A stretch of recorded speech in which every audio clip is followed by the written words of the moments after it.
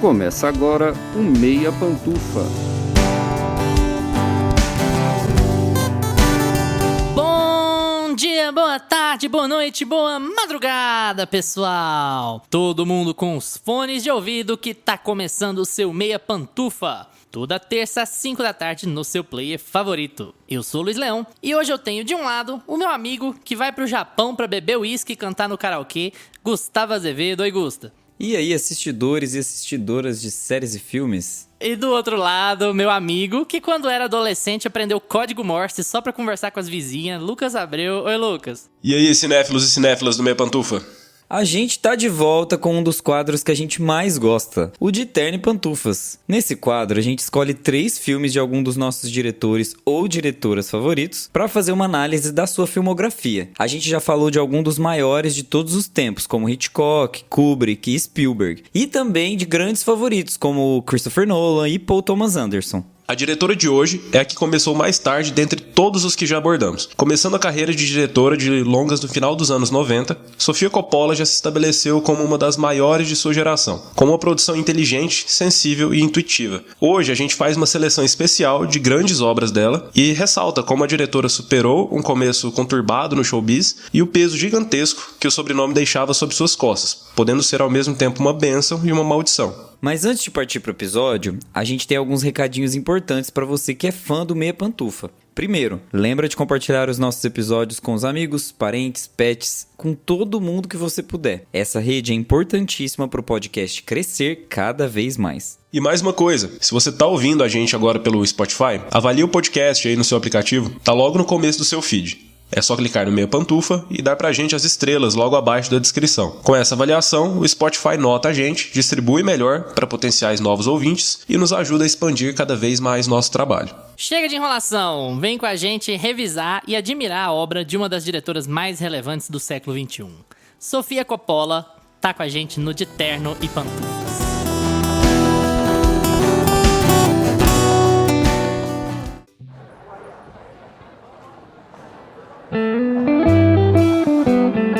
De Terno e Pantufas.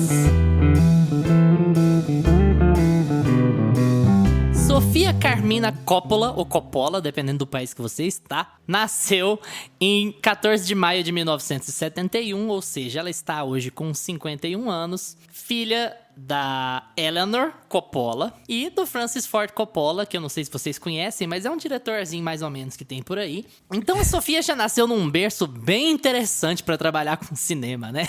Só que é bom ressaltar que não era muito a pegada dela quando ela era nova, não. Ela foi modelo, atriz, designer, trabalhava com moda e tudo que aparecia na frente dela relativo a essas áreas, ela puxava pra fazer. Atuação e cinema foi uma das últimas coisas que aconteceu pra ela. Na verdade, ela já atua desde que ela tinha 1 ano. Ela é o bebê que o Michael Corleone batiza no primeiro Poderoso Chefão. Péssima atuação.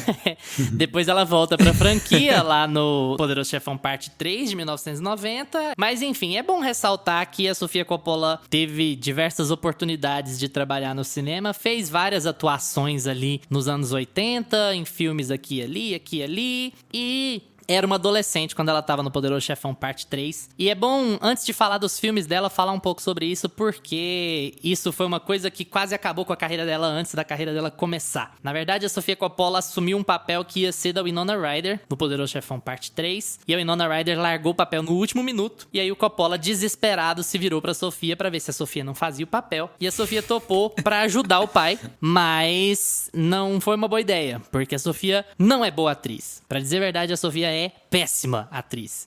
E isso acabou fazendo com que o filme não fosse muito bem, acabou fazendo com que ela fosse detonada. E os primeiros prêmios da Sofia Coppola relativos ao cinema são Framboesas de Ouro. Ela ganhou como pior atriz e ganhou como pior novidade o Framboesa de Ouro, que é o Oscar ao contrário, no ano de 1991. Então, parecia que já estava tudo muito mal na vida dela, né, com relação ao cinema. Só que é o seguinte, a Sofia, alguns anos depois, resolveu mexer com direção. Ela dirigiu alguns clipes, foi a primeira coisa que ela fez, dirigiu o clipe do Flaming Lips, Lips nos anos 90. E o primeiro longa dela é As Virgens Suicidas, em 99. Antes disso, ela fez um curta chamado Lick the Star, mas o longa é de 99. E ela teve uma recepção boa da crítica com esse filme, um filme independente, que já daria um tom que ela viria a repetir no resto da filmografia, praticamente. Até que em 2003 ela dirige Encontros e Desencontros, Lost in Translation. E aí, parece que a maré vira completamente, porque ela é indicada a 3 Oscars, melhor direção, melhor filme e melhor roteiro original, também conhecido como prêmio de consolação. Quando a academia quer avaliar o melhor filme do ano, mas ela não tem coragem de dar o melhor filme do ano pra aquela pessoa, ela dá o prêmio de roteiro. Veja aí Corra ou Infiltrado na Clã, por exemplo. São pessoal que ganha o prêmio de melhor roteiro, mas não ganha de melhor filme porque a academia é o que é, né? Esse é o caso aqui? Não, porque quem ganha melhor direção e melhor filme nesse ano é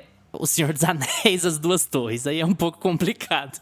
Mas, enfim, tirando ele do páreo, a Sofia aparece ali com 32, 33 anos como a mulher mais nova a ser indicada a um prêmio de direção. Ela ainda é a mulher mais nova a ser indicada por um prêmio de direção. E ela foi só a terceira mulher a ser indicada ao Oscar por um prêmio de direção. Depois disso, ela faz o longa Maria Antonieta de 2006, 3 anos depois. Esse já bem mais divisivo na crítica, muita gente adorou, outras pessoas odiaram, que é uma releitura da vida da Maria Antonieta, a última rainha da França. Em 2010, ela faz Somewhere, Um Lugar Qualquer, e ela se torna a primeira mulher americana a vencer o Leão de Ouro em Veneza, por Um Lugar Qualquer. Então é um filme que foi muito bem avaliado pela crítica. E toda essa filmografia da Sofia que a gente fala aqui não é uma grande filmografia em termos de números, de vendagem. Ela não é uma pessoa do mainstream. Até hoje não é uma pessoa do mainstream, né? Mas é uma espécie de queridinha do cenário independente. O próximo longa dela é Bling Ring. Esse talvez seja o filme mais famoso dela por conta do elenco, né? A gente tem a Emma Watson, que vira meme. A Emma Watson, em 2013, era talvez uma das 5 pessoas mais famosas do mundo, né? Já é um filme que fala sobre um caso real de uma gangue de adolescentes que invadia casa de famosos para roubar produtos de marca. Depois ela grava pra TV um especial com Bill Murray. Bill Murray é outra pessoa que ela adora, que tá lá no Lost in Translation, Encontros e Desencontros. Próximo longa dela é O Estranho que Nós Amamos, título em português horrível, em inglês também não soa muito bonito, é The Beguiled, que é uma adaptação de um romance, um soldado do norte no meio da Guerra Civil Americana que vai parar na casa de 7 mulheres sulistas. O fato de estar esse homem inimigo muda muito a dinâmica do que acontece naquela casa. Aqui é uma das primeiras vezes que a Sofia brinca mais com outros gêneros, trabalhar um pouco de gore, um pouco mais de suspense. É um filme dela que tem um tom um pouco diferente dos outros. O último longa dela até o momento é On the Rocks, que saiu pela Apple em 2020. E ela tá também trabalhando num outro filme do Elvis, que vai ser contado pelo ponto de vista da Priscila. Esse filme está em pré-produção ainda, ele tá bem no começo. Mas falando um pouco sobre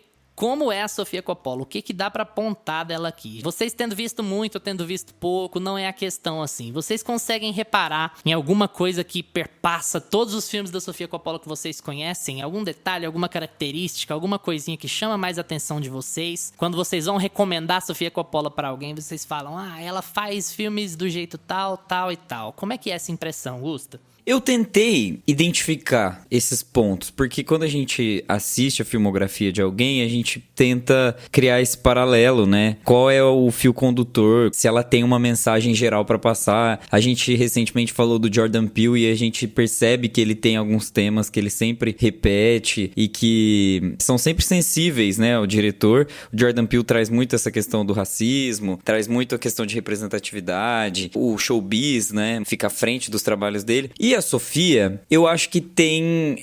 É complicado, porque ela tem uma face bem branca, assim, né? De falar das coisas. Aí eu não sei se esse seria um fio condutor, mas ela tem um jeito meio burguês de falar as coisas. E se fosse pra escolher um fio condutor da filmografia dela, eu escolheria esse. E é complicado a gente falar. Olha quem eu coloquei em paralelo, né? Eu coloquei o Jordan Peele em paralelo, que toca em temas sensíveis a racismo, estrutural, coisas que são hoje em dia muito delicadas de serem faladas. Aí a gente vai falar de uma diretora mulher e a gente tem temas muito burgueses, muito brancos, muito... São temas profundos, mas são temas que não atingem a maioria das pessoas. São temas que atingem a experiência de vida que ela teve. E isso não é um problema, mas acho que a gente precisa discutir sobre por que o Oscar tá dando também essa terceira indicação para uma mulher, para Sofia Coppola, né? Por que os filmes dela são tão ovacionados, não tanto no mainstream, mas principalmente nessa cultura independente. E eu acho que esse é o ponto-chave. Ela consegue falar com propriedade sobre temas da burguesia, sobre temas que os ricos adoram falar.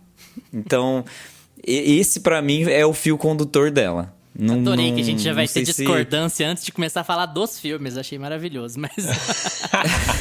Lucas, vai lá. Eu concordo que essa questão dela ter um jeito bem burguês de contar as coisas, eu até concordo. Mas eu acho que o que mais define pra mim assim, o estilo da Sofia Coppola, acho que ela tem um jeito muito sensível e muito empático de mostrar. Ela sabe filmar um nada como ninguém.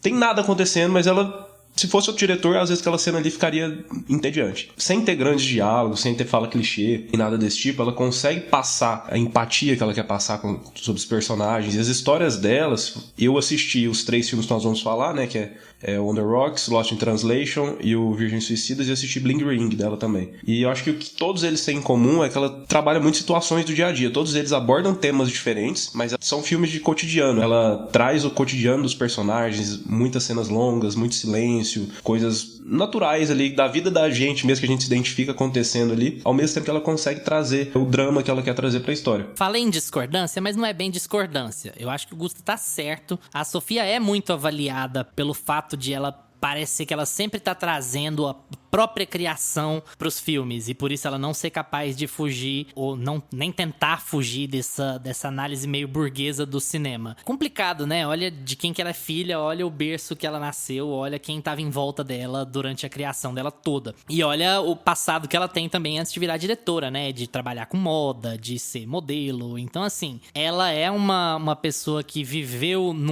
sempre em meios muito fúteis. Desde que ela nasceu, ela tá cercada por meios muito fúteis. Mas eu não tenho dúvida de que são 2 palavras que definem toda a filmografia da Sofia Coppola. É tédio e melancolia. Essas 2 coisas, essas 2 características estão presentes em todos os filmes dela. E assim, o Lucas falou uma coisa muito interessante, esse negócio do nada. É muito legal. Eu acho que eu não conheço nenhum diretor ou diretora que é capaz de tratar da monotonia de forma tão envolvente. Contar a história desses personagens, e nesse caso a análise do viés burguês até ajuda muito, que são personagens que têm tudo, que têm muito do que as outras pessoas nem sonhariam em ter, e ainda assim são personagens melancólicos, são personagens entediados, são personagens tristes, são personagens perdidos. E não é que eles são tristes o tempo inteiro, não são pessoas que estão com caso crônico de depressão, são pessoas que não veem muito sentido no que acontece em volta delas. Os próprios filmes da Sofia Coppola tem muita festa, tem muita gente que se diverte muito, tem muita farra, mas ao mesmo tempo você tem personagens que são extremamente solitários e melancólicos e que não sabem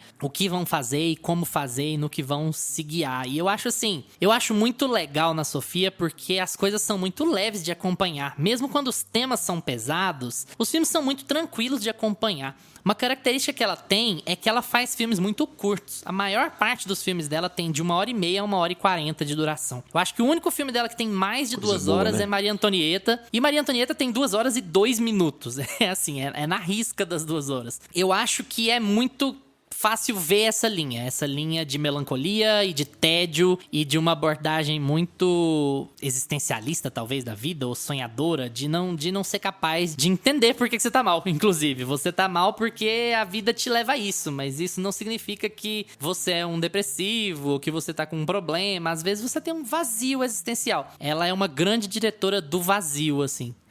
E é muito louco como isso costura com a vida dela, porque ela é uma pessoa que tentou passar por diversas profissões. As pessoas ao redor dela encaravam aquilo como hobbies, porque, enfim, uma herdeira dela não precisa fazer nada, ela não precisa se provar. E aí parece que ela vai testando várias coisas na vida dela, criando um arcabouço, criando uma bagagem, a ponto de que ela fala assim, não, agora eu preciso dirigir uma obra e trazer tudo isso que eu aprendi pra uma linha, pra um filme, pra um, sabe, eu preciso construir construir uma narrativa em cima de tudo isso que eu experienciei e, de certa forma, parece que as experiências que ela teve foram blasé. Tudo que ela viveu ali anteriormente, todas as experiências, micro-experiências que ela teve, levaram ela para ser diretora, convergiram para o único ponto que foi: agora eu preciso passar isso tudo pra tela, eu preciso contar essas histórias. Parece que a cinebiografia dela é autobiográfica. Parece que tem um tom... Claro, todo diretor vai passar, né? Um pouco das impressões pessoais, mas parece que a dela é tanto. Parece que a dela transborda na tela. Por ela sempre trazer personagens femininas também que parece que estão conversando como se fosse ela. Eu tenho esse sentimento de que ela viveu um pouco da vida daqueles personagens. E não só tá contando histórias que ela viu, que ela observou. Parece que ela passou por aquilo, porque é muito visceral. Os filmes dela são muito viscerais. E é uma melancolia que te penetra, né? Uma melancolia que você passa ali aquela 1 hora. É bom ser curto o filme, porque se fossem 3 horas de filme daquele jeito, talvez você ia sair combalido.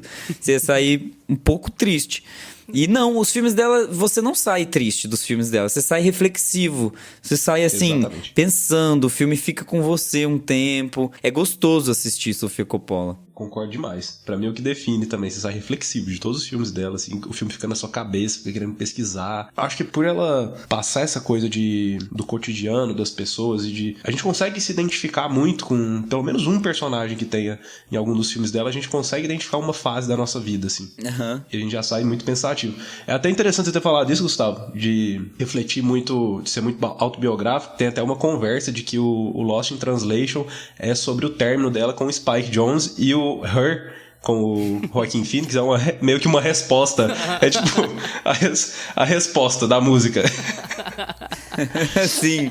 Tem essa muito conversa, né? Que esses dois filmes são sobre eles lidando com o término deles. E no caso a Scarlett Johansson seria ela ali, o que ela tava passando no casamento dela quando eles terminaram. Tem até essa conversa. Não sei se eles já chegaram a confirmar, mas existe esse burburinho aí. Ela falou algumas coisas, ela deu alguns indicativos de que tinha traços do marido da Charlotte no Lost in Translation que tinham a ver sim com o Spike. Foi bem no ano do divórcio deles. Mas assim, a gente entra mais em detalhes quando a gente chegar na parte do filme, né?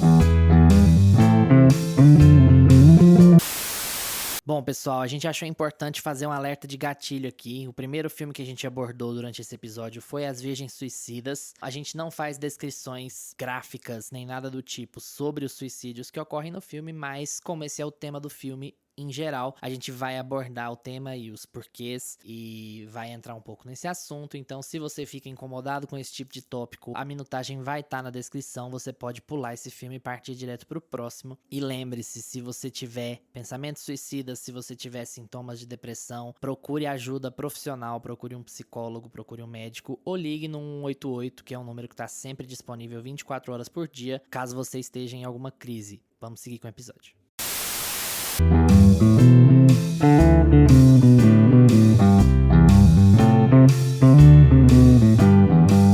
Pessoal, como sempre aqui no De Terno e Pantufas, se vocês estão chegando aqui agora, toda vez que a gente faz esse bloco, a gente faz um recorte de 3 filmes, justamente porque a gente não pode ter um episódio de 5, 6 horas, porque a gente quer que vocês ouçam o episódio. Então, a gente faz um recorte de 3 filmes que a gente acha que são mais capazes de trazer à tona qual é esse fio condutor. Se você assistir esses 3 filmes, você vai entender bem qual é a assinatura que a diretora, que o diretor tá tentando trazer. Se a gente acerta ou não, isso vai depender da análise, né? Muitas vezes, deixou um filme muito melhor de fora.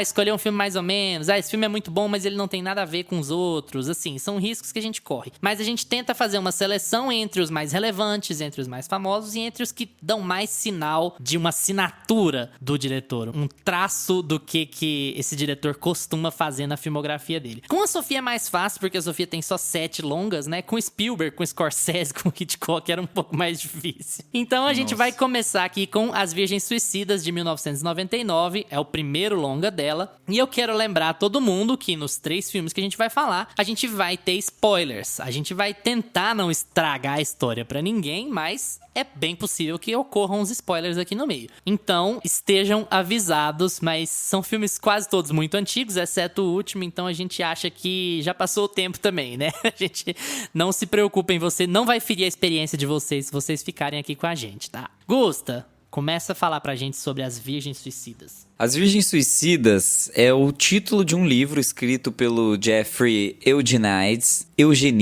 pra quem quer pesquisar aí no Google. Eugenides parece nome de elfo do Anéis do Poder, né?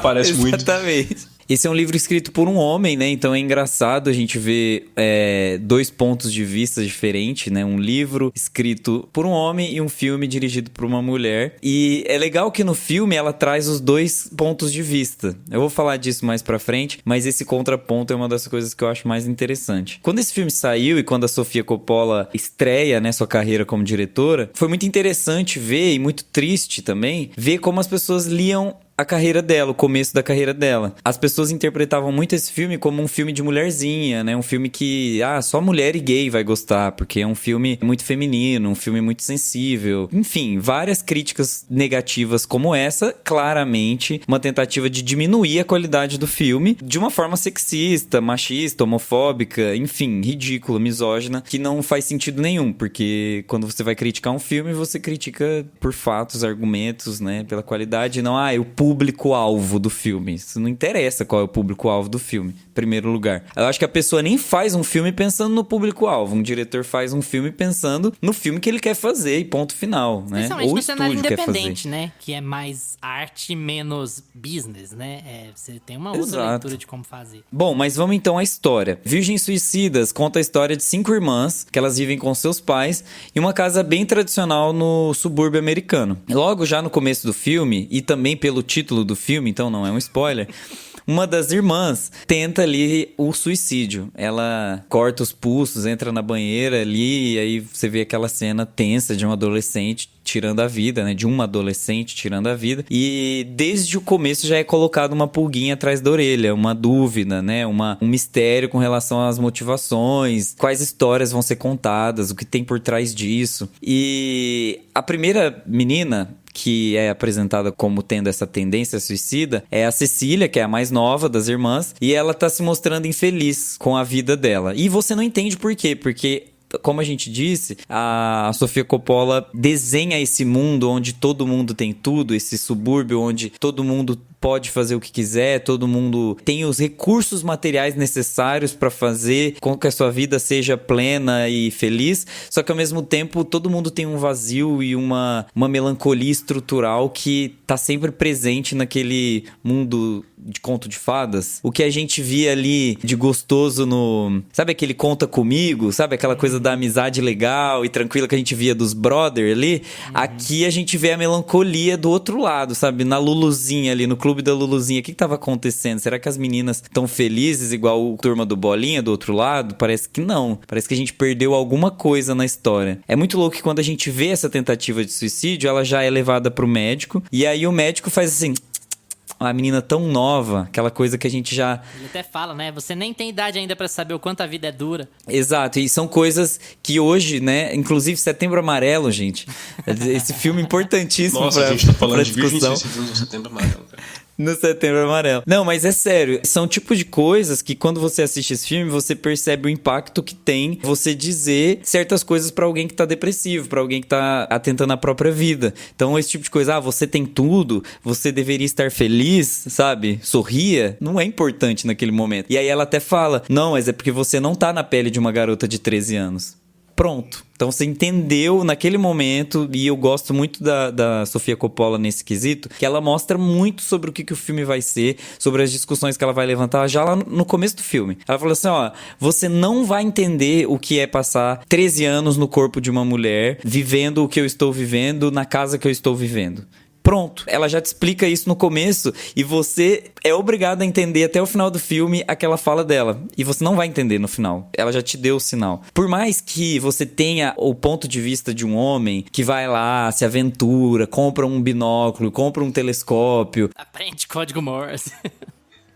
Se você reúna vários homens para observar e entender, por mais que você tenha contato com aquelas mulheres, por mais que você beije aquelas mulheres, por mais que você se envolva, você nunca vai entender quais são as motivações dela para elas fazerem o que elas fazem. O filme é muito desafiador. Ele traz esses sinais, assim, importantes para você ligar a antena e falar assim, cara, eu não posso tentar entender o que tá passando, eu preciso passar por essa experiência. É muito louco o filme, assim, a Sofia Coppola tem um jeito de fazer filme muito diferente. Ela não quer te explicar as coisas, ela quer te fazer passar por algo e sentir coisas, sabe? Eu tenho muito essa impressão. Ela não te explica nada em Virgens Suicidas. E nos próximos filmes dela também, ela tem essa tendência de não querer explicar. Tem um negócio que é muito legal nisso que você falou, que é você citar o Conta Comigo, por exemplo. A Sofia Coppola, quando ela vai falar sobre esse filme, falar sobre o que transforma ela numa diretora de longas, inclusive, ela fala que ela queria fazer um filme sobre meninas adolescentes, porque ela olhava em volta e ela não via nenhum. Ela não via essas histórias sendo contadas por ninguém, hora nenhuma. E ela falou que e se eu fizer? Inclusive, é muito engraçado porque é um tema muito sério, muito complicado, mas ela fala que uma das principais inspirações dela pra fazer foi o John Hughes, que é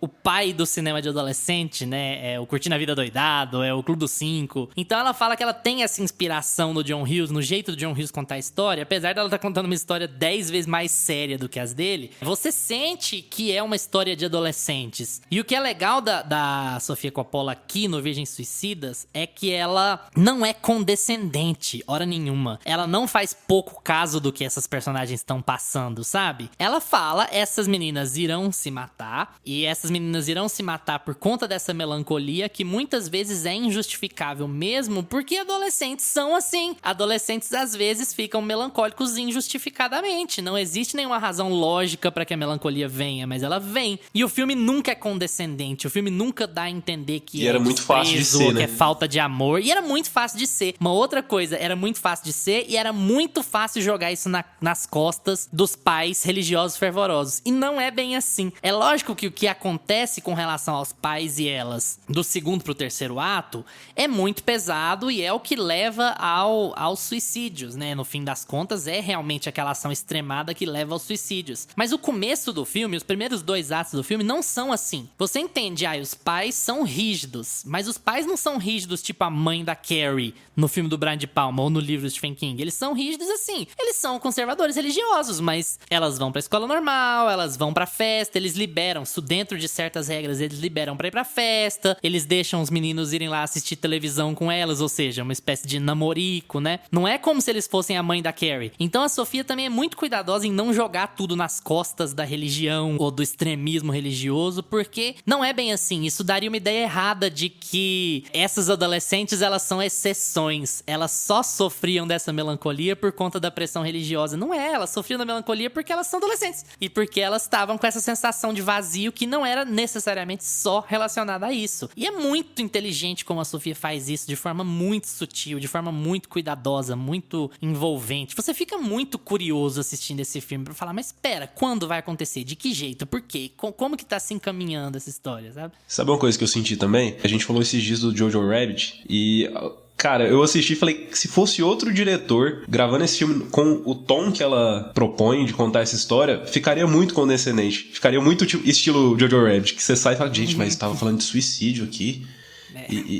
E não, e ela leva o que tem que ser levado a sério, mas com um jeito leve, assim, no começo do filme. Sim, eu acho que ela se aproveita da lógica do adolescente, que é uma lógica meio caótica, assim, pra contar a história dela. Porque o adolescente não tem muita regra, né? Ele é volátil, então o filme, ele sai de um ponto e vai pro outro. E aí você acha que você vai ficar sabendo mais das irmãs e você nem fica sabendo tanto da maioria delas. Ela não tem uma regra pra contar. O nome do filme chama As Virgens Suicidas, mas ela não perpassa por todos os caminhos que a gente imaginava que deveria passar, né? Se fosse outro diretor, talvez ele pegaria na mão e apontaria os porquês. Tem algumas cenas, por exemplo, quando o namoradinho da personagem da Kirsten Dunst abandona ela ali, quando eles se abandonam, e aí fica uma coisa assim, eles se abandonaram e aconteceu, e foi um momento, sabe, quase onírico ali, e ela não explica, ela só, adolescentes são assim, ela não pega na mão, ela não explica, ela não leva aquilo pra frente. O moleque até some do sabe? filme. Mas tudo faz parte do contar a história dela. Ela quer que os personagens passem por aquilo, porque depois ela precisava mostrar a vida sexual ativa dela lá mais pra frente, né? Então precisava ter um passo, precisava ter um estofo pra contar essa história. E aí aquele personagem que eu acho incrível, muito bem construído, tem camadas, não é o playboy que a gente vê, sabe? É só o bad boy, é só o cara lá que chega de Mustang e fuma maconha. Não, ele chega de Mustang e fuma maconha, mas quando ele percebe que ele precisa ser sensível, ele na medida do possível. Você vê a dificuldade dele de perpassar por aquele ambiente conservador e você vê a estranheza que é pra ele passar por aquele ambiente. E assim, é como se fosse a gente ali naquele sofazinho, né, assistindo aquela TV. Mas ao mesmo tempo, quando ele consegue o que ele quer, que é transar com ela, ele argumenta que ele não sabe por que ele fez, mas ele age como um adolescente escrotão típico. Ele abandona ela. Ele sabe que ela vai se meter em problema, ele sabe que ela vai se lascar na casa dela, que vai ficar muito ruim pra ela, talvez até pras irmãs. Mas depois que ele consegue o que ele quer, ele larga. E aí tem um corte meio documental, né, dele mais velho falando: eu amava ela, eu não sei porque. Eu não tô nem dizendo que ele é pintado como vilão, talvez ele até devesse ser pintado mais como vilão nessa história, mas eu acho que a Sofia tem esse peso de não haver um elemento ali que seja mais pesado do que o outro pra influenciar na decisão que elas tomam, sabe? Eu acho que esse é o tom que ela quer. Se ela tivesse dado mais voz pra escrotidão que o moleque fez com a personagem da Kirsten Dunst, talvez aquilo tivesse sido motivador. Talvez o filme tivesse ido pra uma linha de que ela é quem levou as irmãs a fazer o que elas fizeram. E eu acho que a Sofia não queria isso, né? Ela queria falar, esse é mais um dos problemas. Foram vários problemas. Isso mostra mais uma vez que ela tem uma ótima estreia. A gente nem fez essa pergunta, né? Mas eu acho que ela tem uma ótima estreia na direção. Ela mostra que aí aquele estofo, aquela carreira que ela foi construindo com as aventuras, com os hobbies e com tudo que ela fez, realmente tinha um objetivo. Chegou ali no produto final de Sofia Coppola. Ela fez uma grande estreia. Virgens Suicidas fala muito sobre esses terrores escondidos, né?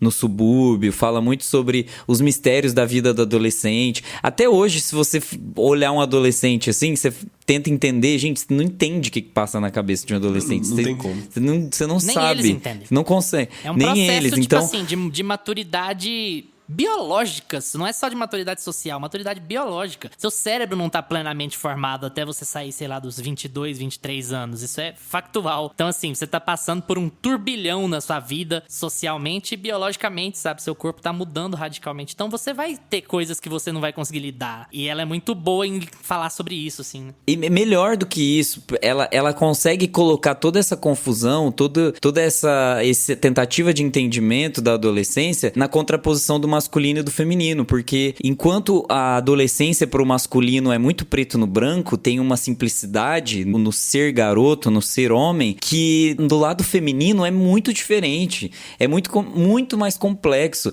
E aí você coloca 5 meninas confinadas numa casa, meninas adolescentes cheias de hormônios, cheias de descobertas, e você vê ali naquela festinha de aniversário como elas são complexas, como elas são diferentes dos meninos. Exato. E elas são diferentes entre si também. Eu acho que é muito relevante. Você tem uma que é mais libertina, digamos assim, né? Pra usar um termo religioso. Você tem uma que é mais careta, você tem uma que não tá nem aí pra meninos, você tem uma que só quer ler, você tem uma que só gosta de... Então, assim, não é nem pra dizer que elas todas sofrem dos mesmos problemas. Elas estavam passando por uma crise muito similar, mas pessoas muito diferentes foram levadas a tomar uma mesma ação, sabe? Por conta desse vazio. Cada uma tem sua personalidade, né? Elas não ficam... Porque era muito fácil também ela deixar meio que só... Porque a Kirsten Dunst, ela toma uma boa parte ali, né, da narrativa. Ela meio que dentre as irmãs ali, ela é a principal delas.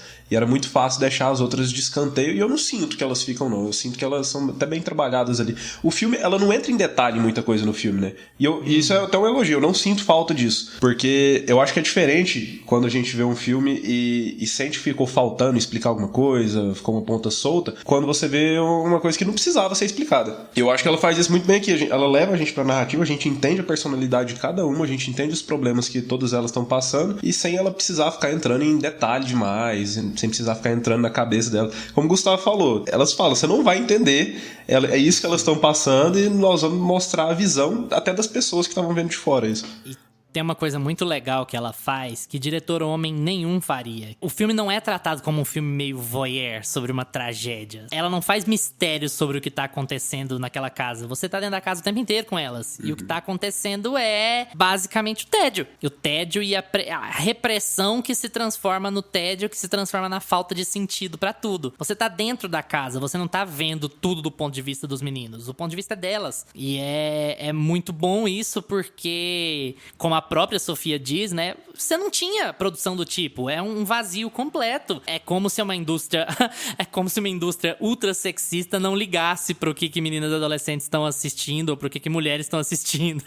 E que é um ponto assim, você não precisa ser Crepúsculo, você não precisa banalizar o romântico pra você atingir um público-alvo de meninas adolescentes. Por que você pode ter camadas em filmes pra meninos adolescentes e você não pode ter camadas e complexidade pra meninas adolescentes? É isso que é bizarro e que é uma coisa que ela tenta quebrar aqui, né? E vale constatar também, Sofia tinha 28 anos quando ela dirigiu esse filme, gente. Olha Você isso. pôr É milhões minha de idade, dólares na sua mão, você escrever, dirigir. Esse é um dos poucos dela que ela não produziu também, mas assim, você escrever e dirigir um filme com 28 anos e o filme ser tão bom como Virgens Suicidas é assim, é meio chocante, sabe? É uma coisa que só os grandes, você vai pegar a história do cinema, só os grandes dirigiam com tanta autoralidade nessa idade, sabe? Você pode até não gostar de alguns aspectos do filme, disso ou daquilo, mas assim, você já vê a autoralidade estampada na cara, assim, de cara, bater o olho no filme. Então, é muito impressionante. Isso já destacava ela como, sabe, se soltando do nome da família. Que a gente até falou na introdução, pode ser uma bênção ou uma maldição, né? Qual é a bênção? A American Zoetrope, que é a produtora do Francis Ford Coppola, ela é a produtora de todos os longas da Sofia, então assim, você já tem a facilidade pra entrar no meio, você tem a produção que vai te bancar, você já sabe que uma produtora vai bancar sua obra, você só tem o trabalho de escrever, né, e de ter um bom pitch pra vender a obra. Então assim, é lógico que a gente falando sobre aquela coisa de burguesia, é lógico que a Sofia teve um caminho muito pavimentado pra ela, a estrada de tijolinhos amarelos. Pavimentado e Connect Car, né? Ela passava automático. Não precisava nem pagar pedágio. Mas você bate o olho nesse filme, nesse primeiro longa dela, e você vê que ela não tá ali por acaso. Ela tem um jeito muito particular de fazer filme. Tem uma pá de grandes diretores aí que você vê os primeiros filmes deles, ou o primeiro filme deles, e você vê assim, não tem nada aqui. Não tem nada de excepcional aqui. E não, isso não acontece com a Sofia. Sim. Eu acho só uma coisa assim, que eu vou ficar defendendo o meu ponto de vista de como identificar um filme da Sofia Coppola. Tem alguns trechos, inclusive, que ela faz essa autocrítica, ela sabe sobre o que ela tá falando, que é quando ela coloca a repórter pra noticiar e fazer uma mega cobertura da garotinha que se matou ali no subúrbio, né? Pra mim é muito Todo Mundo em Pânico 3, a Brenda falando, 50 negros foram espancados pela polícia, mas todo mundo quer saber da garotinha branca que se suicidou na banheira, né? Então, gente, ela sabe, eu entendo vocês que estão me ouvindo e tá falando assim, né, mas ela tem consciência, ela sabe, eu sei que ela sabe, que eu sei que o público sabe, ela conversa com um público rico também, ela faz filmes pra uma elite, ela faz filmes cult, ela tá conversando ali entre pares, né? Mas eu acho que é o que vai identificar ela, assim, a filmografia dela é assim, ela tem o Bling Ring ali depois mais pra frente, que é basicamente aquele documentário lá, Generation Wealth, que tem na Amazon Prime Video, que é a galera esbanjando dinheiro, quebrando iPhone, jogando iPhone no liquidificador e triturando. Isso não é uma realidade de 80, 70, sequer 20%. É uma realidade de 0,001% Gustavo da tá população. falando que a Sofia Coppola é a Tabata Amaral de Hollywood. Exatamente. Ai, meu É um Deus. problema, Não podia Gusta. perder Não dá essa. pra negar, não. Não é um problema. É um problema, cara. É um problema. A falta Então de é um problema. diversidade. Graças a Deus alguém tá Mas fazendo um problema. mas é um problema. Eu defino, posso falar que é. A falta de diversidade, a falta de ampliação de escopo. É lógico que é um problema, porque ela tem todos os recursos na mão. É muito parecido com o que a gente falou do Eggers uns episódios pra trás. Se você tem todos os recursos na mão, por que você sempre escolhe o caminho mais fácil? Que é o caminho de não abordar a diversidade, que é de se esconder dentro de um argumento histórico ou de um argumento de fidelidade, o que quer que seja. Então, assim, a Sofia tem nome, tem grana, tem estofo pra ser capaz de contar histórias diferentes, histórias mais diversas. E ela não faz essa escolha. Ela faz uma diversidade de temas, a gente vê isso durante toda a obra dela, mas temas geralmente muito ligados a uma sociedade de classe média alta ou sociedade de classe alta. É verdade, é verdade. Sim. é um problema. A gente tem que fazer análise sempre colocando asteriscos. É sempre essa grande questão. Exato. Né? Mas o que eu quis dizer não é nem só pra fazer a crítica por fazer a crítica, tá? O que eu quero dizer é, o que me faz identificar um filme da Sofia Coppola é um pouco isso. É essa tendência de olhar pela riqueza, pelo glamour, por mais que seja uma riqueza esvaziada, por mais que seja um glamour entediante, sabe?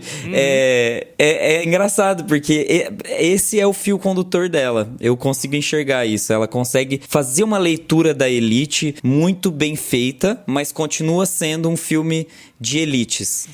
Ela sempre vai fazer isso. Muito Hollywood liberal do que é o sistema. Eu acho que é isso. Até por isso ela se dá bem no mecanismo, né? Eu acho que essa é a pegada, assim. É como Hollywood gosta de criticar o sistema. Ela tá criticando o sistema? Tá.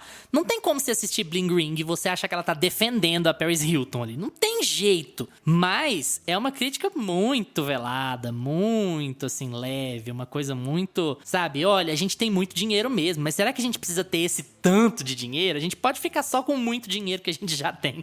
Eu acho que você sente um pouco esse peso. Sim. Nisso eu concordo contigo, mas é muito engraçado como, assim, a gente nunca pode tirar esse asterisco, mas isso afeta muito pouco a qualidade dos filmes dela, sabe? É muito curioso como isso acontece. É isso que eu queria falar. Eu concordo super, assim, com o Gustavo também. Isso aí é uma coisa que não dá pra negar, né? Todos os filmes que a gente for falar dela aqui, eles vão ter essa questão de tratar de temas das pessoas estarem sempre num nicho bem gente rica mesmo. Mas não perde qualidade, né? Por conta disso. Todos são muito bons, muito bem escritos, muito bem dirigidos.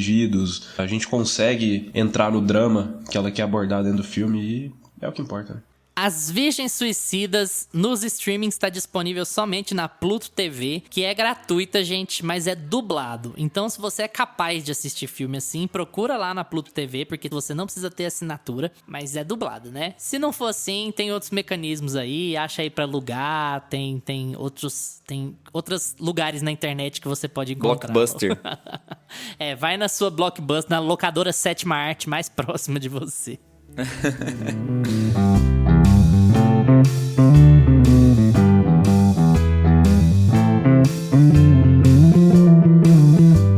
O nosso próximo filme é também o filme seguinte da Sofia Coppola e é a menina dos ovos de ouro da Sofia Coppola, que não só financeiramente, como artisticamente, né, principalmente, a gente vai falar de Lost in Translation, conhecido em português como Encontros e Desencontros, de 2003. E o Lucas é o responsável por resumir Encontros e Desencontros pra gente. Vai lá, Lucas. Gente, esse é meu filme favorito da Sofia Coppola. É fácil, né, falar que é esse o filme favorito, né?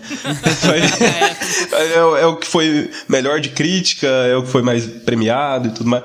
Mas não tem como. Eu gosto de todos os outros filmes dela, os que eu já vi até então. Mas esse aqui, já assisti ele, se eu não me engano, 3 vezes e continua sendo meu favorito. E aqui ela conta a história do Bob e da Charlotte, que são interpretados pelo Bill Murray e pela Scarlett Johansson. E o Bob, ele é um ator de cinema que vai pro Japão gravar um comercial ali de uísque. E você vê que ele se sente bem sozinho. Ele é um cara casado, 25 anos de casamento, tem filhos e tudo. Só que quando ela vai mostrando a vida dele, os telefonemas ali com a esposa são sempre a esposa falando de uma maneira muito fria com ele, só pra resolver problema. E você vê que ele tá bem perdido. Ele não tá satisfeito ali com o que virou a profissão dele, no ponto que ele chegou na carreira, com o casamento dele. Ele sente que ninguém liga mais pra ele, que ele tá só ali cumprindo tabela em tudo que ele tá, tanto no casamento quanto no trabalho. E aí, em contraponto, você tem a Charlotte, que tá se sentindo solitária também, que tá lá no Japão acompanhando o marido, que é o fotógrafo. E o cara só trabalha. Quando entra no quarto de hotel, nem dá moral pra ela, só fala do trabalho dele, ou então fala com ela pra criticar ela. Ela passa na frente dele toda hora. Scarlett Johansson passa na sua frente de camiseta e calcinha, e você não tem lógica, gente. E aí você vê que ela tá nessa crise. Só que o personagem do Bill Murray tá ali numa crise de meia-idade, se é que a gente pode dizer que é isso, e ela tá ali numa crise existencial, que ela acabou de terminar a faculdade, tem só 2 anos de casamento. De filosofia, vale constatar. Faculdade de filosofia. E ela tá perdida, ela não sabe que rumo seguir da vida profissionalmente. Ela se sente sozinha, só acompanhando o marido nas coisas que ele tem que fazer e sem ninguém. Até tem uma cena que tá no telefone, e você vê que a pessoa nem dá muita moral pro que ela tá falando, então você sente essa solidão muito grande que ela tá vivenciando ali. E aí os dois estão perdidos ali lá no Japão e eles começam essa relação, que é uma relação muito de... É muito fofo, né? O jeito que vai construindo a relação dos dois, que não é uma coisa... Fica uma certa tensão sexual ali, mas não é isso. É meio uma relação de respeito, de empatia, deles se entendendo um no outro, de se vendo um pouco um no outro, assim, da fase que eles estão passando ali na vida, né? De estarem sozinhos, de não saber pra que rumo eles vão, e eles se identificam muito e começa essa relação, tanto de amizade, quanto de uma certa tensão sexual, quanto de respeito, de empatia. E é muito legal o jeito que eles vão começando essa relação. Eles fazem isso de um jeito muito natural, muito orgânico. De repente você tá no meio do filme e eles já estão juntos ali e meio que se passou só 3 dias ali no filme. E eles estão inseparáveis. E eu acho que é um filme muito sensível. Eu sou zoado aqui porque eu não gosto do filme contemplativo, né? E esse é um dos filmes contemplativos que eu mais gosto. Zoado, a gente entende. Porque eu acho que seria muito fácil. A Sofia Coppola, a gente já falou aqui, ela fala muito sobre tédio, né? Eu falei que ela consegue filmar um nada como ninguém. E se esse filme fosse dirigido por outra pessoa, não sei se ele seria tão interessante quanto ele é. Porque o filme ele precisa desse silêncio. Ela tem muitas cenas ali na cidade que são os personagens se observando. Você sente ele em Tóquio, aquele milhões de pessoas ali, cidade lotada, e eles se sentindo sozinhos no meio disso. Então todas as características, todas as camadas que ela coloca aqui no filme são muito importantes. Tanto eles estarem no meio de um monte de gente, estarem em um relacionamento e não serem vistos por ninguém. E esses silêncios longos mostrando... Você vai sentindo cada vez mais o peso dessa solidão nos personagens. E às vezes não tem nenhum diálogo. Eu acho muito engraçado também que o Bill Murray, ele chega uma hora que chega a ficar puto, né? Que fala, gente, eu tô aqui, já tô passando por essa fase e eu não consigo entender o que essas pessoas estão falando comigo. E ele vai ficando até agoniado, né? E inclusive o título em inglês é muito mais legal, né? E acho que tem muito mais a ver com o filme. Apesar de encontros e desencontros ser uma boa saída. É bom também, né? É bom meio sessão da tarde, mas é bom também. Eu acho que uma boa funciona. Saída. É porque funcionaria pra qualquer outra coisa. Esse é o problema. É genérico qualquer demais. Outro filme também, né? Poderia ser o filme tipo Pets 2. Encontros e desencontros. Daria a mesma coisa. É sério. Os Vingadores, encontros e desencontros. Encontros e desencontros. Tipo, óbvio, sempre vai ter, né? Uma hora o personagem vai pra um lugar, o outro vai pro outro, depois encontra de novo. Então vai lá, Augusto. Aproveita seu insight aí e fala um pouquinho sobre encontros e desencontros. Então, uma das coisas que mais me encanta em Lost in Translation é a proximidade que ele tem com o Haruki Murakami, com essa coisa assim do... Tem certeza que a Sofia Coppola... Na verdade, ela pegou o In the Mood for Love do Wong Kar-wai e fez uma espécie de versão americana dele. É lógico que tem muito mérito dela aqui, mas ela na premiação ela falou, não, o Antonioni e o Wong Kar-wai são as minhas maiores inspirações, muito desse Oscar vai pra eles por terem me feito apaixonar no cinema deles. E assim, você vê um filme do Wong Kar-wai, cara...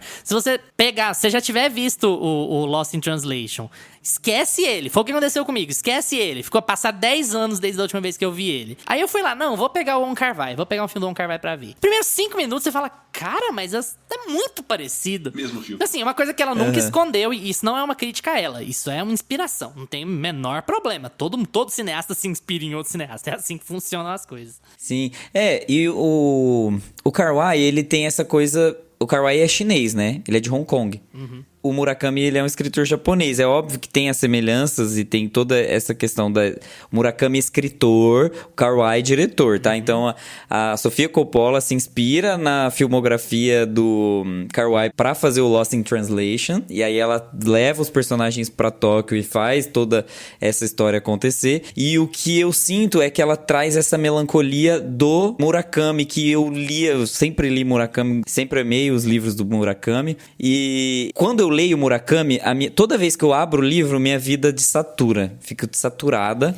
e é melancólico e nada faz sentido. Sabe? Tipo, meu trabalho, minhas relações, sabe? É muito assim. Você abre um livro do Murakami e acontece o que acontece em Lost in Translation. Você tem até que tomar cuidado pra você não achar que você só vai ser feliz na vida se você achar um relacionamento daquela forma, sabe? Ao acaso, igual o Lucas falou, né? É tão perfeito que parece que tá num sonho. É tão perfeito que é construído nos mínimos detalhes, no respeito, nas coisinhas pequenas. É incrível que eles não se peguem. É incrível incrível, é maravilhoso. Cara, é uma decisão extremamente inteligente, sabe? Isso é muito Murakami. Os livros do Murakami, É mesmo. cara, é total. Os livros do Murakami, tipo assim, os personagens são assexuados praticamente. É como se eles tivessem um interesse sexual, mas o interesse sexual vive no sonho e ele nunca é concretizado. E aí, quando ele é concretizado, ele é meio soturno, ele acontece de uma forma meio bizarra. E essa parte ela deixou de lado, graças a Deus, porque o Lost in Translation ele acaba fofo, né? Ele acaba só no. Ele acaba só no romance mesmo. No Lost in Translation eu sinto muito que tem aquela vibe também dos personagens falando: que bom que eu encontrei essa pessoa, tô louco pra ficar com essa pessoa o tempo todo, mas eu não posso.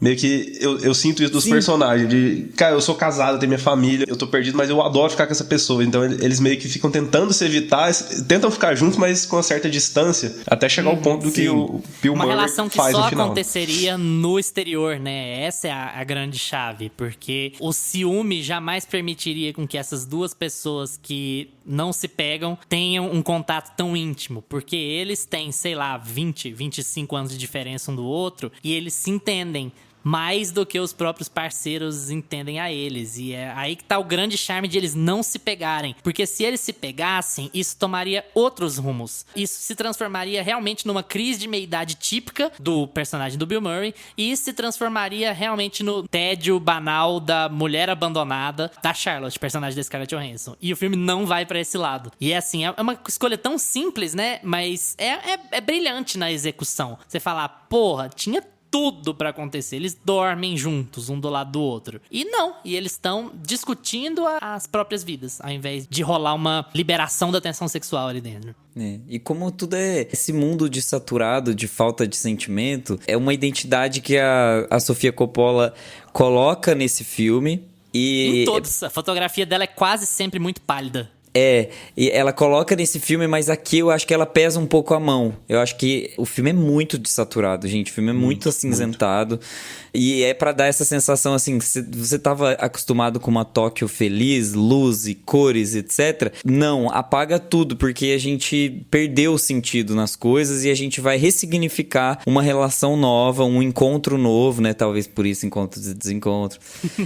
Mas a gente vai ressignificar esse novo encontro e fazer com que você aprenda a encontrar um motivo pra sorrir no meio desse tédio, né? No meio dessa... E aí, mais uma vez, eu acho que a Sofia Coppola encontra, né? Em um amor, que a gente já falou, mas ela deve ter encontrado ali esse espaço, né? Esse agrupamento de... pequeno lapso de saturação dentro do mundo dela, blasé. E eu acho muito legal como é o oposto de um summer love, né? É o oposto de um amor de verão, é um amor de inverno. Primeiro porque eles não se pegam, mas assim, eles se amam. Esse é o ponto. Eles se amam, mas eles se amam por conta dessa carência. Os dois são personagens que estão num momento muito carente da vida, num lugar em que eles são completos estranhos, em que eles simplesmente não conseguem se adequar. E é uma relação muito bonita que eles têm, apesar de, sabe, se você for levar os cônjuges em consideração, é uma relação problemática, lógico.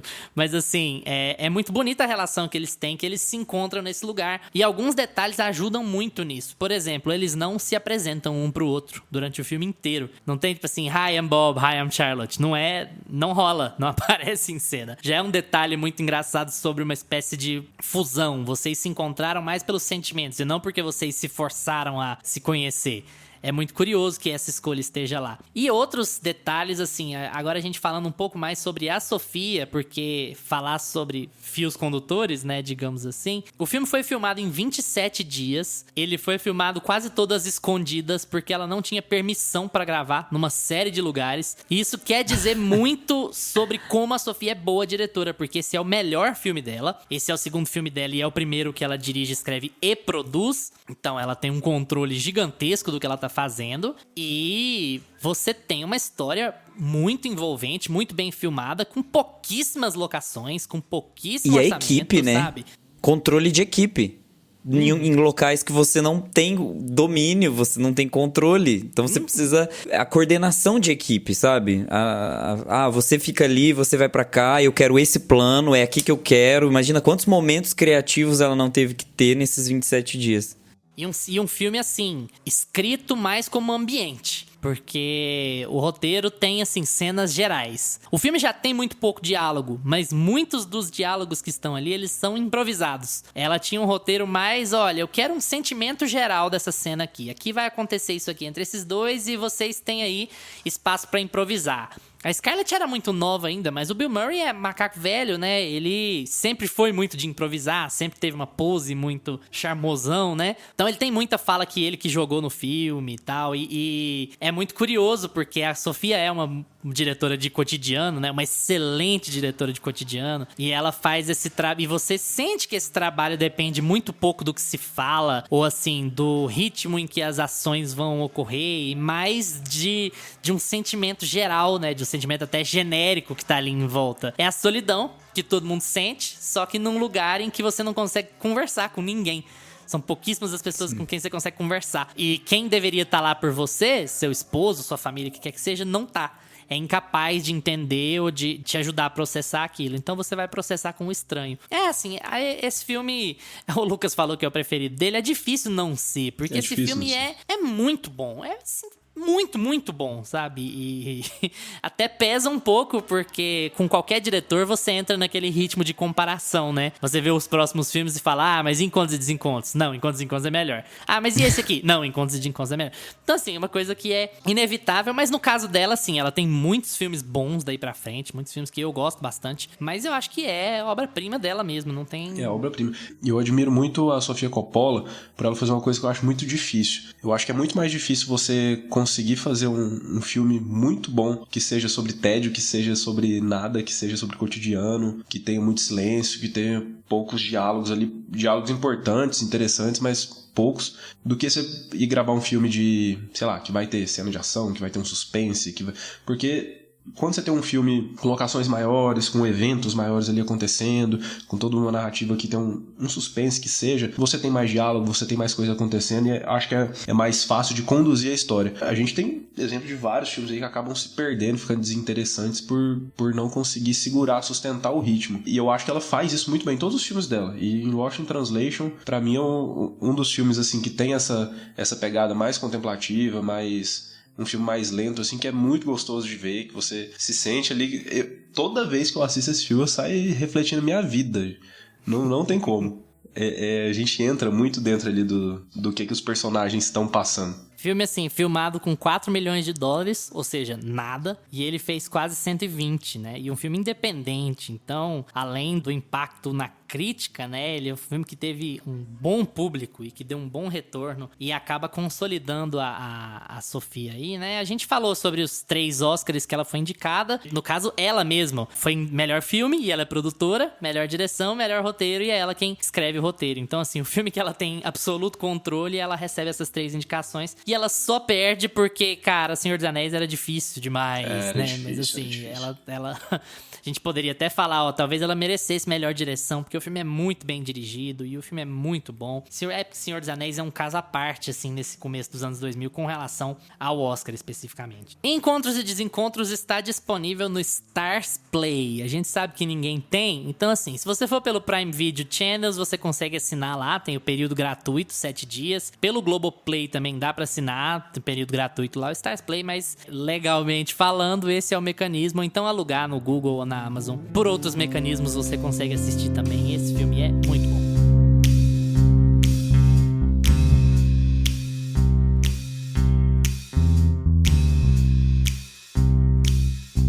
Gente, deixamos uma série de filmes muito valiosos aí pra trás. Maria Antonieta, que ganhou uma espécie de caráter cult depois de uns anos. Ele foi muito divisivo em 2006, quando ele saiu. Depois ele acabou ganhando um novo amor da crítica. Envelheceu bem, digamos assim, né? Apesar de eu não gostar muito. Talvez o filme mais mainstream dela seja Bling Ring, porque ele tem todo esse caráter celebridades, né? E Hollywood, e roupas de marca, e não sei o quê. Então, foi... filme relativamente bem recebido também. O filme mais recente dela, a não ser o que a gente vai falar agora, é o Estranho que Nós Amamos, que é o The Big Guild, que foi um filme muito bem recebido também pela crítica. Ela ganhou o prêmio de melhor diretora em Cannes pelo The Big Guild. Filme que tem a Nicole Kidman, o Colin Farrell, a Elle Fanning, a Kristen Dunst. A Kristen Dunst, ela nunca tá no filme dela, né?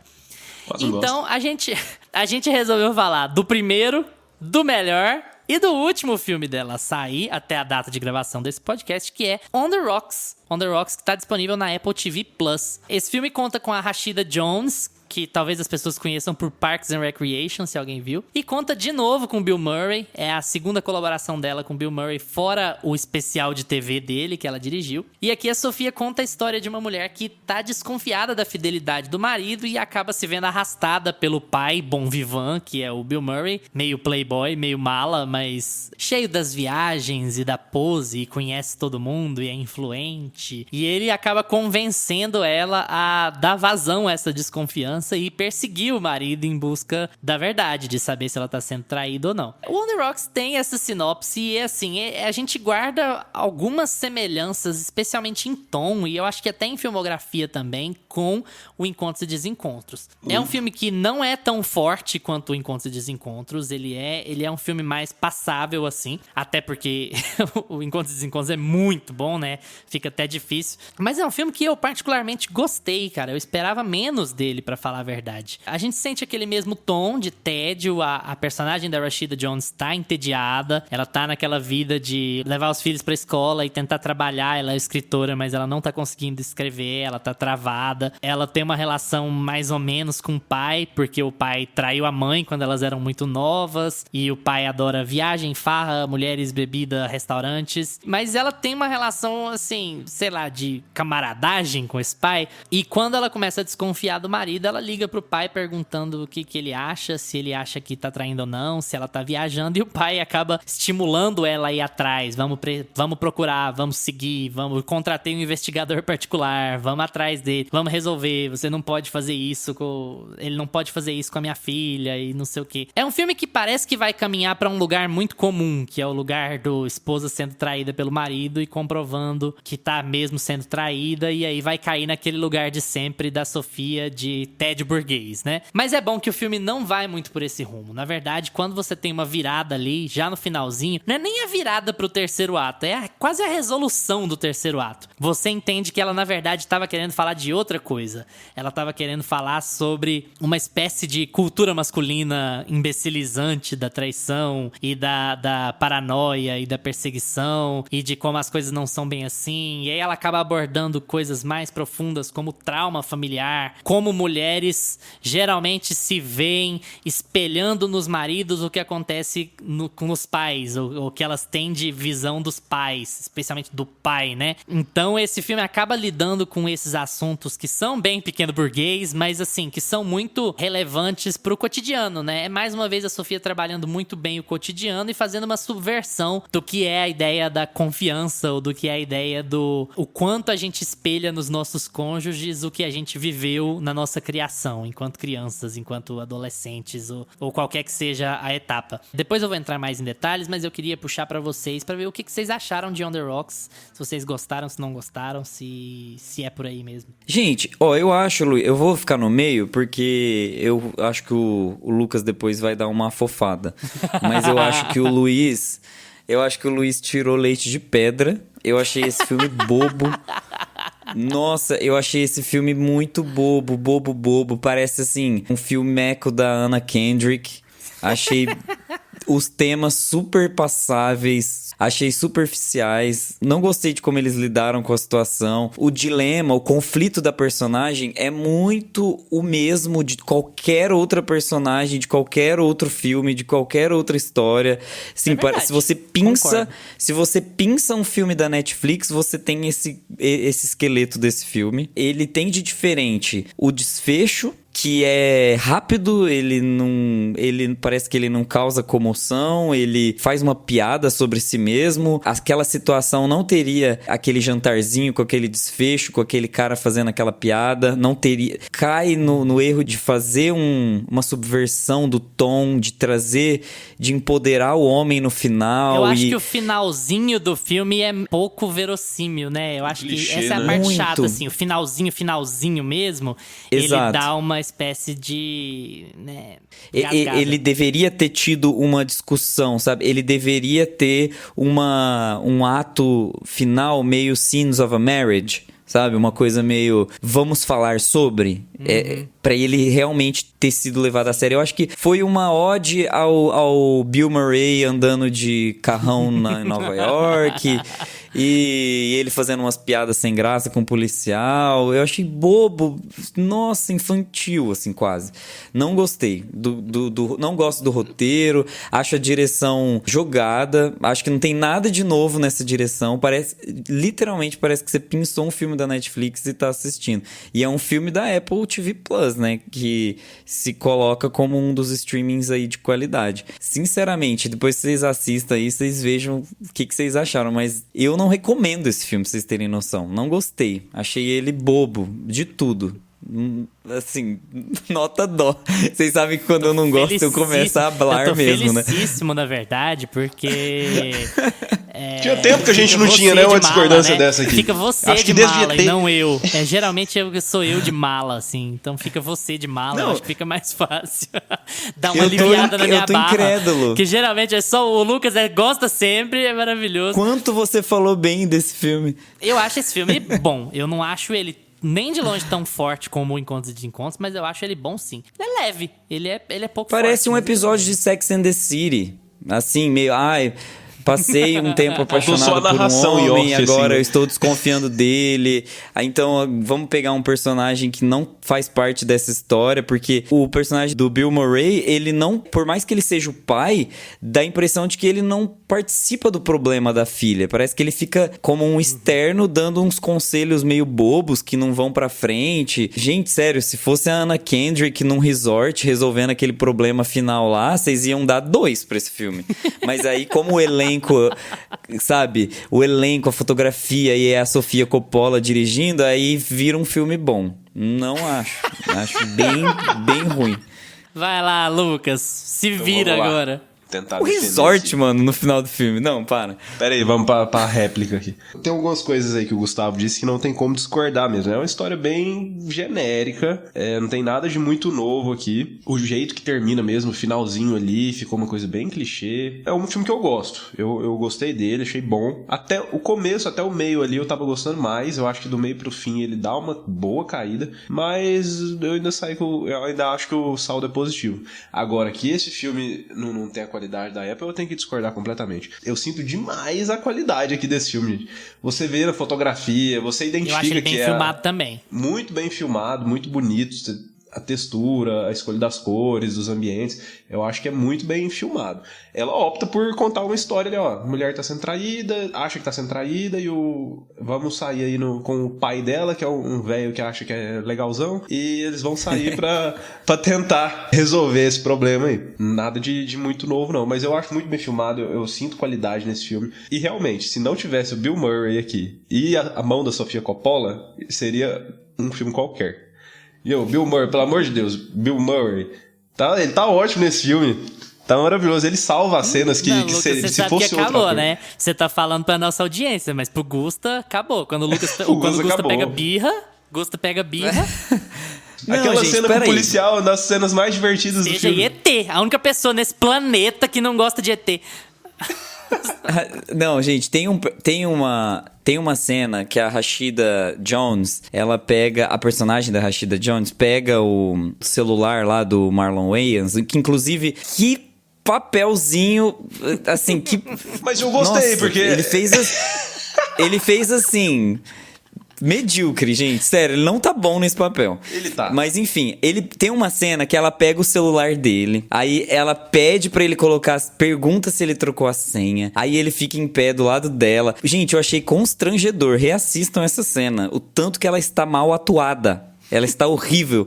É assim, ela é mal fotografada, ela é mal atuada. Os personagens estão num posicionamento que não conta a história direito, sabe? Não tem tensão. Nossa, é muito básico, assim. Eu acho que ela tava com preguiça de fazer esse filme. Pode reassistir essa cena.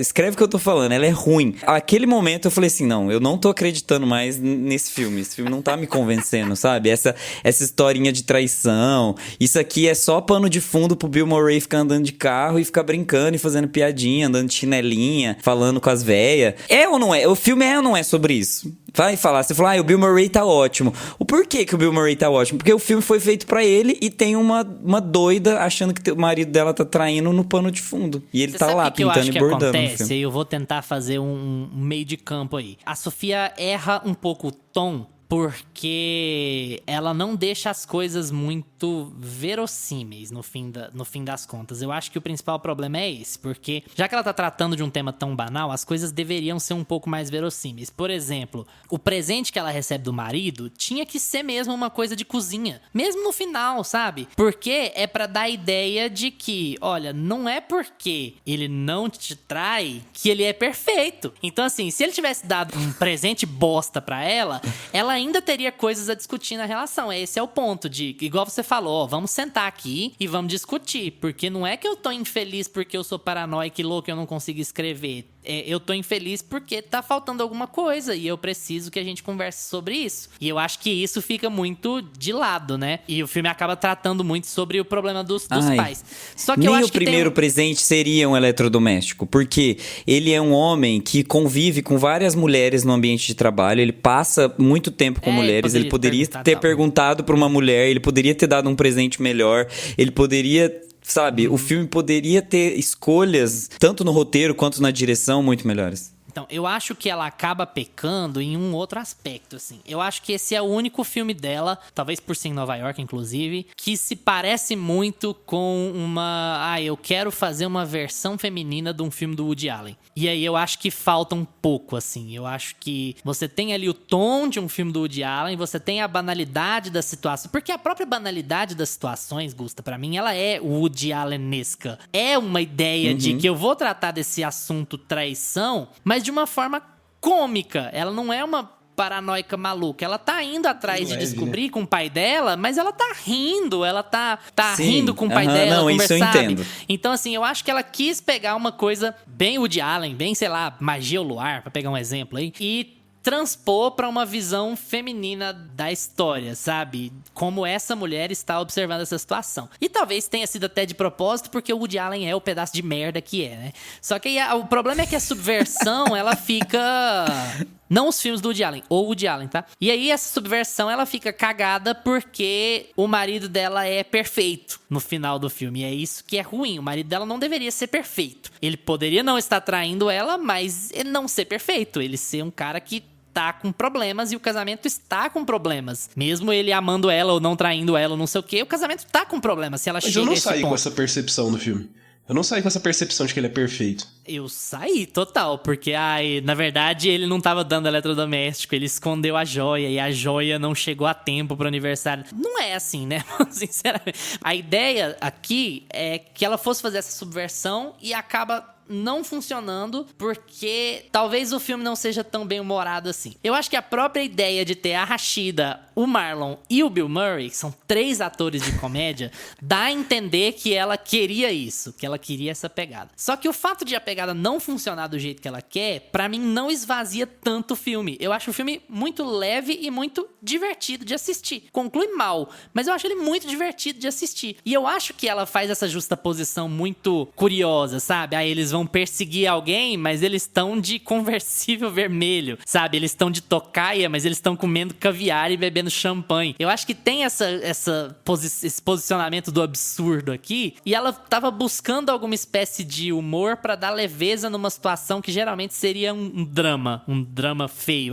Eu estou com medo de estar sendo traída e a minha vida é uma merda e eu sou vazia e tal, não sei o que. Ela tentou ir por um outro rumo. Eu acho que o resultado final é agradável. Eu tô longe de pensar o que o Gusta pensou. Tá longe de ser um dos filmes mais fortes dela, mas eu acho o filme extremamente agradável, extremamente bom de assistir. Eu acho que tem bons momentos de direção. Não muitos, mas tem bons momentos de direção. Tem alguns takes bem legais. Tem um que ela tá vindo na direção da câmera e ela tá lateralizada e a câmera tá pegando a rua e os prédios, assim. Falei, nossa, que take legal, que cena bonita. Não saí desagradado, assim, não. Eu também, eu concordo com, como diria o Gustavo, concordo com gênero, número e degrau. Com o Luiz, eu acho que é isso mesmo. Mas o que eu tenho de percepção diferente desse filme, de vocês, eu acho, eu não saio com essa sensação de que ele é perfeito. Eu acho que ela passa um pano fudido ali pro marido dela. O final, realmente, tô junto com vocês, o final não poderia ser diferente. Mas a gente não pode querer que ela conte outra história também. Essa é a história que ela queria contar. Ela queria... Não é que o cara é perfeito no fim das contas, é que... Ele é diferente do pai. Ele é diferente do pai. Eu acho que é muito mais sobre isso, dela perceber que não é porque o pai dela foi daquele jeito que todos os homens ou que o marido dela vai ser daquele jeito. E eu acho que o que falta mesmo era um diálogo pra explorar quando eles vão brigar ali no final, quando eles vão realmente discutir, que ela chega em casa, eles vão lá pra porta, longe dos filhos, vão Resolve discutir. muito rápido, né? Resolve muito rápido. Eu falei, gente, eu nunca tive uma discussão rápida desse jeito na minha vida, não. Pois Não. é, Falei, quem é dera. isso? Não, até eu vou casar com esse homem. Gente, eu aceitaria tudo isso que vocês estão falando se fosse, sei lá, um filme da Anne Hathaway tentando fazer o primeiro filme dela, sabe? A Anne Hathaway dirigindo o seu primeiro longa. Mas eu não aceito esse filme ser desse jeito, sendo da Sofia Coppola. É um filme muito raso pra ser dela, sabe? O filme é agradável. Tá, mas é a Sofia Coppola, sabe? Ela não E a A24 também, né? Assim. É da A24. Eu acho meio agridoce esse filme. Ok, ele é Você achou bem agre. Bem Nada agre. de doce. mais agre do Doce, que você não achou doce. nada. Mas eu sinto que o filme é muito mais sobre um conflito interno dela. Não é nem sobre ela achar que tá sendo traída pelo marido. Você vê ali no começo do filme que ela meio que transforma toda a ansiedade que ela tá sentindo nisso. Ela começa a canalizar nisso, mas ela tá ali num bloqueio criativo, ela tá naquela mesmice, caiu na rotina, o marido tá trabalhando pra caralho, não para em casa, não tem um relacionamento com ela mais, só, né, oi, tchau.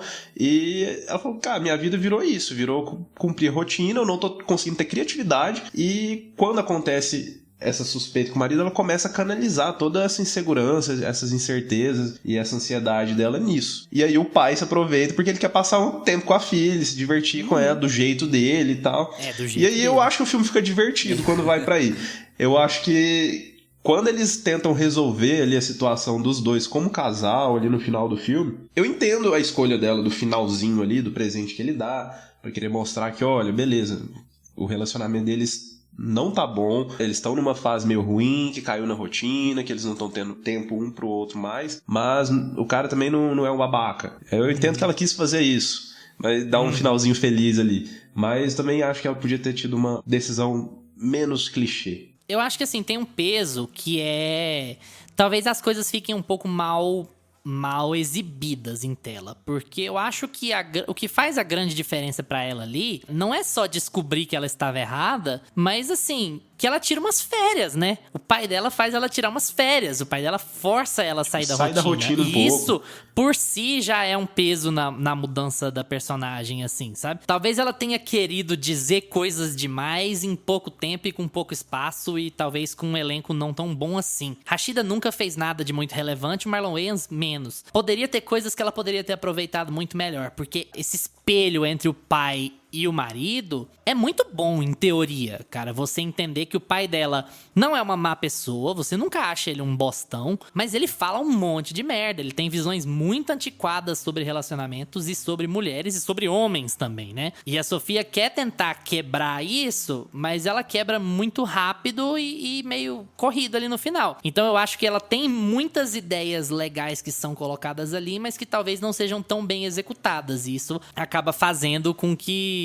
pessoas como o Gustav vejam essa banalidade na história, né? Como se fosse uma comédia romântica. Eu acho que... Eu entendo isso completamente, eu só não tô descartando tanto o filme porque eu acho que tem conceitos ali que são legais de serem aproveitados. Porque você é levado a gostar do Bill Murray, você é levado a achar que essa história toda vai ser convencional, dessa traição e dessa situação toda. E, na verdade, o filme quer te dizer, já que a gente fala sobre a Sofia ser muito autobiográfica, a Sofia quer te dizer que esse discurso de que o homem é um animal incapaz de pensar logicamente, incapaz de manter um compromisso, ele é um discurso muito, muito, muito, muito datado que ainda tá sendo usado em comédias românticas por aí o tempo inteiro. E ela quer fazer essa quebra e ela acaba fazendo essa quebra. No caso, ela faz a balança pender demais pro outro lado, no fim das contas. Talvez esse seja o principal problema. Mas a quebra, ela é valiosa, sabe? É tipo assim, eu sou tão feminista e eu posso falar tudo que eu quiser que eu vou falar bem de homem.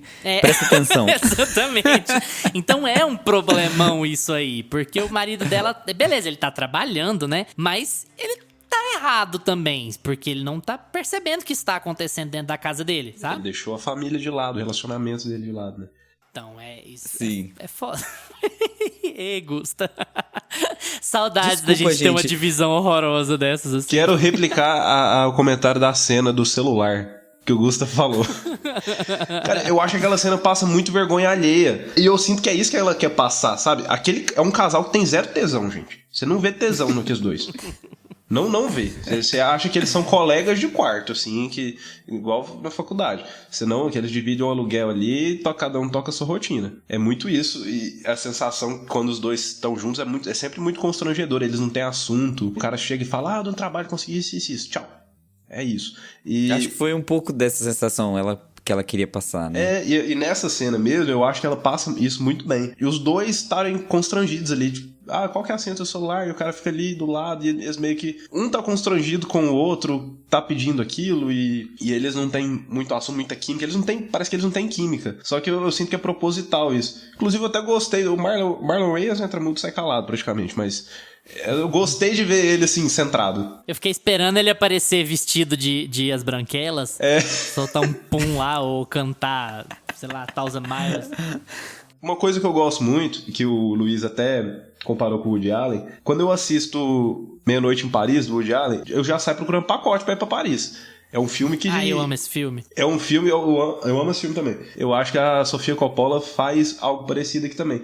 Dá vontade de você ir pra aquela Nova York que ela mostra. E nisso eu acho que é um ponto muito positivo. Sua história vai ser comum, vai ser só uma aventurazinha aqui, divertida, mas a ambientação vai ser muito bonita e os personagens, eles demonstram que conhecem muito bem a cidade, que você sente que eles vivem ali mesmo. E você sai do filme com aquela vontade de ir pra aquele lugar. E se a gente chamou os outros filmes de burgueses, esse então... Não, esse é o supra-sumo da burguesia.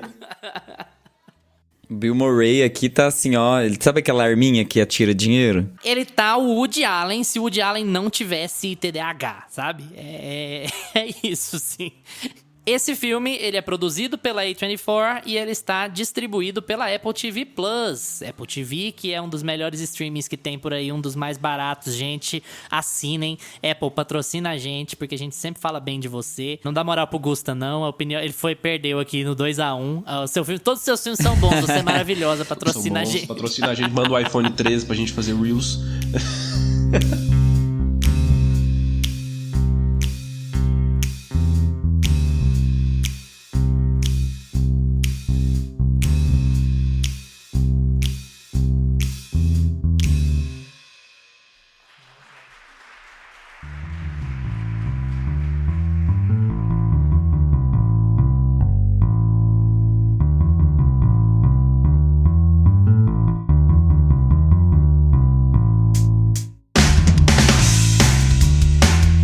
E aí, pessoal, quais filmes da Sofia Coppola vocês já assistiram? Ficaram com vontade de assistir algum depois desse episódio? Não gostam do cinema dela? Vamos trocar uma ideia no Instagram ou Twitter, @meiapantufa, porque a gente responde tudo que aparece por lá. Valeu pela atenção de vocês. Tchau, Gusta. Tchau! Tchau, Lucas. Tchau, galera. Lembrem-se de seguir a gente no seu agregador de podcasts preferido: Spotify, Apple for Podcasts, Deezer, Amazon Music. Terça-feira que vem a gente tá de volta com mais Meia Pantufa pra vocês. Tchau! Este podcast tem locuções de Lucas Meleiro e Carla Ribeiro e edição de Luiz Leão.